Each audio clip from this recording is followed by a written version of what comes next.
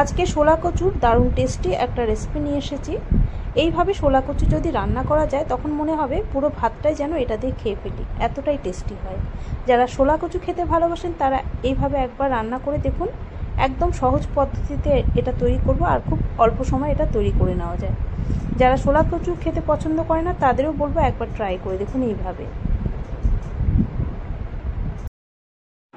এরকম সাইজের একটা শোলা কচু নিয়েছি। দু সাইড থেকে প্রথমে একটু কেটে বাদ দিয়ে দিচ্ছি, তারপর খোসাটাকে একটু মোটা করে কেটে নেব।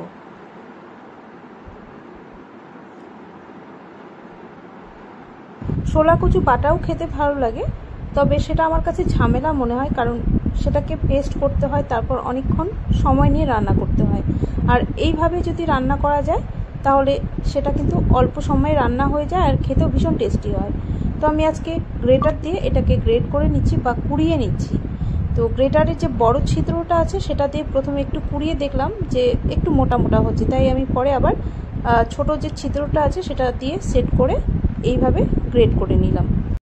দুটোর মধ্যে ডিফারেন্সটা দেখুন, প্রথমে যেটা দিয়ে গ্রেট করেছিলাম সেটা কিন্তু একটু মোটা হয়েছে আর পরেরটা কিন্তু অনেকটাই মিহি হয়েছে। তাই একদম যে ছোট ছিদ্রটা আছে সেটা দিয়ে গ্রেট করলে কিন্তু একদম মিহি হবে আর এটা কিন্তু ভালো হবে রান্নাটা। শোলা কচু রান্না করার পর কিন্তু অনেকটাই কমে যায়, তাই আমার মনে হচ্ছিল একটু কম হবে, তাই আমি পরে আবারও কিছুটা শোলা কচু গ্রেট করে নিয়েছিলাম। তো এই পরিমাণেই আমি এখন রান্নাটা করব। আর এদিকে হামাল দিস্তায় প্রায় 20 থেকে 25 কোয়া রসুন একটু থেতো করে নিচ্ছে। শোলা কচুতে যদি একটু রসুন দিয়ে রান্না করা যায় স্বাদটা খুবই ভালো আসে। তো থেতো করে নেওয়া হয়ে গেছে, এবার কড়াই বসিয়ে রান্নাটা শুরু করে দেব। সর্ষের তেল দিয়ে দিচ্ছি প্রায় বড় 3 চামচ। তেল ভালো মতো গরম হলে দিয়ে দেব একটা শুকনো লঙ্কা, ছোট হাফ চামচ কালো জিরে ফোড়ন। শুকনো লঙ্কা কালো জিরেটা একটু ভাজা হলে দিয়ে দিচ্ছি 4টে কুচনো কাঁচা লঙ্কা।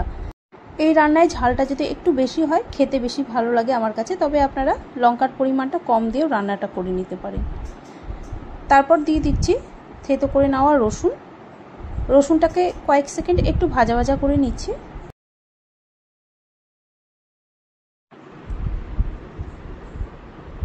একটু ভাজা ভাজা হয়ে আসলে তারপর এই গ্রেট করা শোলা কচুটা দিয়ে দেব। গ্রেট করে একবার এইভাবে রান্না করে দেখবেন, খুব কম সময়ে রান্নাটা হয়ে যায় আর অল্প উপকরণেই রান্নাটা হয়ে যায়। গ্রেট করা শোলা কচুটা দিয়ে এবার ভালো করে ভাজা ভাজা করে নিতে হবে। ঢাকা দেব না, আমি গ্যাসের ফ্লেমটা হাই টু মিডিয়ামে রেখে একটু নাড়াচাড়া করে যাব। এই সময় লবণ আর হলুদটাও দিয়ে দেব।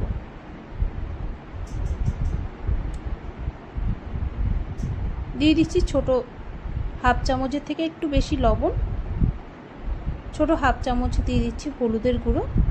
ব্যাস আর কিচ্ছু দেব না। এইভাবে ঘন ঘন নাড়াচাড়া করে এটাকে ভাজা ভাজা করে নিতে হবে।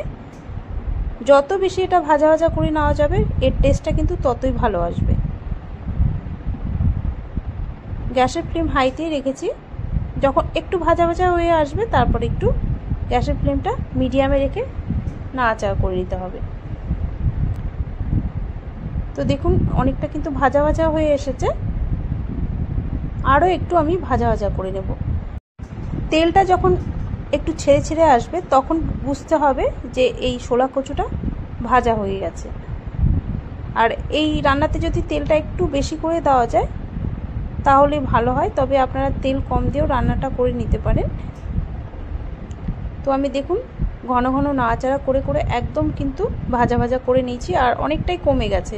তাই শোলা কচু যদি রান্না করেন এইভাবে তাহলে একটু বেশি পরিমাণেই রান্না করবেন, কারণ শোলা কচু রান্না করার পর অনেকটাই কমে যায়। আর এটা যে কি ভালো হয় খেতে, আপনারা যারা শোলা কচু ভালোবাসেন তারা একবার হলেও ট্রাই করে দেখুন এইভাবে একদম সহজ পদ্ধতিতে। আশা করি আপনাদেরও এটা ভালো লাগবে। আর যারা শোলা কচুটা খেতে পছন্দ করে না তাদেরও বলবো একবার ট্রাই করে দেখুন, আপনাদেরও ভালো লাগবে। ভাজা ভাজা হয়ে গেছে, একটা প্লেটের মধ্যে নামিয়ে নিয়েছি। আমার আজকের রেসিপি ভালো লাগলে লাইক ও শেয়ার করে দেবেন। আর এই রকম সহজ পদ্ধতির রান্না যদি আপনাদের ভালো লাগে তাহলে অবশ্যই অনুরোধ করব চ্যানেলটিকে সাবস্ক্রাইব করে রাখার জন্য। শুধু সাবস্ক্রাইব করলেই চলবে না, আপনাদের পাশে থাকারও অনুরোধ রইল। তাহলে আজ এই পর্যন্তই, আবারও হাজির হয়ে যাব অন্য কোনো দিনে অন্য কোনো নতুন রেসিপি নিয়ে।